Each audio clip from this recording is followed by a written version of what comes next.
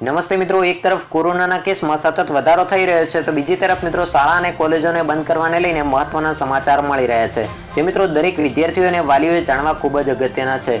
તો એ તમામ માહિતી તમને આજના વિડીયોમાં જણાવીશ, તો ખાસ કરીને મિત્રો થોડો સમય કાઢી અને વિડીયોને પૂરો જોવા વિનંતી। અને જો મિત્રો વિડીયો પસંદ આવે તો વિડીયોને લાઇક કરી અને ચેનલને સબસ્ક્રાઇબ કરી લેજો। તો મિત્રો જોઈએ કે કોરોનાના કેસમાં સતત વધારો થઈ રહ્યો છે, જેના કારણે મિત્રો કેન્દ્ર સરકાર દ્વારા ગુજરાત સહિત 10 રાજ્યોની અંદર તપાસ માટે ટીમ મોકલવામાં આવી છે। આ ઉપરાંત મિત્રો 2 વિદ્યાર્થીઓ કોરોના પોઝિટિવ જોવા મળ્યા હતા અને મિત્રો તમને ખ્યાલ જ હશે કે ચૂંટણી હોવાના કારણે થોડી છૂટછાટ આપવામાં આવી હતી, જેના કારણે મિત્રો જેવી ચૂંટણી પૂરી થઈ તેવા જ કોરોનાના કેસમાં સતત વધારો થતો જોવા મળી રહ્યો છે અને જેના કારણે મિત્રો નવા 348 કેસ નોંધાયા છે। તો મિત્રો અત્યારે કુલ કેસોની સંખ્યા 2,67,762 પહોંચી ગઈ છે।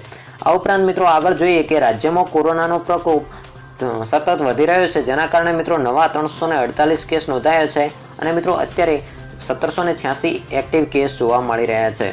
તો મિત્રો આગળ જોઈએ કે રાજ્યમાં નવા 380 કેસ નોંધાયા છે અને અમદાવાદની અંદર મિત્રો 84 કેસ નોંધાયા છે અને સંક્રમણ વધવાના કારણે મિત્રો રસીકરણમાં પણ ઉદાસીનતા વધી છે।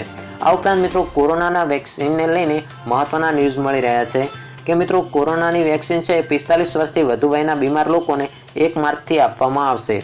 તો મિત્રો આગળ જોઈએ કે અમેરિકામાં કોરોના વાયરસથી કુલ 5 લાખથી વધુના મોત થઈ ચૂક્યા છે અને કોરોના વકરતા બ્રિટનમાં મિત્રો બિનજરૂરી વિદેશી ફ્લાઇટ્સ ઉપર 17 મે સુધી પ્રતિબંધ મુકાયો છે।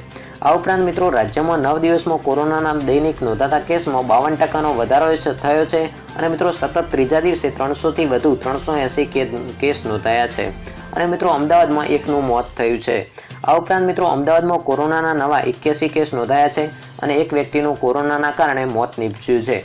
તો મિત્રો એક સપ્તાહમાં 36માંથી 16 રાજ્યોમાં કોરોનાના સંક્રમણમાં સતત વધારો થયો છે અને મિત્રો વિવિધ નિયંત્રણો લદાયા છે અને મિત્રો મહારાષ્ટ્રમાં 82%, મધ્યપ્રદેશમાં 43% અને પંજાબમાં 31% અને ગુજરાતમાં 4%નો કોરોનાના કેસમાં સતત વધારો થયો છે। આ ઉપરાંત મિત્રો દેશમાં 24 કલાકમાં 10,584 નવા કેસ અને 78 દર્દીઓના મોત થયા છે અને મિત્રો 13,255 દર્દી રિકવર થયા છે। તો મિત્રો કુલ 78 દર્દીઓના મોત થયા છે અને 13,255 દર્દીઓ રિકવર થયા છે। આ ઉપરાંત મિત્રો શાળા અને કોલેજોને બંધ કરવાને લઈને પણ મહત્વના સમાચાર મળી રહ્યા છે। તો મિત્રો પુણેમાં શાળા અને કોલેજોને બંધ કરવામાં આવી છે। તો મિત્રો પુણેમાં પણ 28 ફેબ્રુઆરી સુધી બધી શાળા અને કોલેજ અને કોચિંગ સેન્ટર બંધ કરી દેવામાં આવ્યા છે।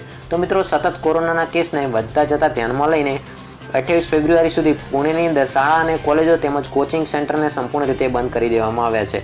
આ ઉપરાંત મિત્રો રાત્રે 11 વાગ્યાથી સવારે 5 વાગ્યા સુધી જરૂરી સેવાઓ સાથે જોડાયેલ લોકોને છોડીને બાકીના લોકોને ઘરથી નીકળવા પર રોક લાગી છે। તો મિત્રો પુણેની અંદર રાત્રે 11 વાગ્યાથી કરીને 5 વાગ્યા સુધી સતત લોકડાઉન લાદવામાં આવી રહ્યું છે। તો મિત્રો આ હતા કોરોનાને લઈને અને શાળા અને કોલેજોને બંધ કરવાને લઈને અગત્યના સમાચાર, જે મિત્રો દરેક વિદ્યાર્થીઓ અને વાલીઓએ જાણવા ખૂબ જ અગત્યના હતા। તો મિત્રો આજનો આ વિડીયો જો તમને ગમ્યો હોય તો વિડીયોને એક લાઇક કરી દેજો અને ચેનલમાં નવા હો તો ખાસ કરીને ચેનલને સબસ્ક્રાઇબ કરી લેજો અને આ વિડીયોને તમારા મિત્રો સુધી જરૂરથી શેર કરજો। તો મિત્રો ફરી મળીશું એક નવા વિડીયોમાં નવી માહિતી સાથે। જય હિન્દ, જય ભારત।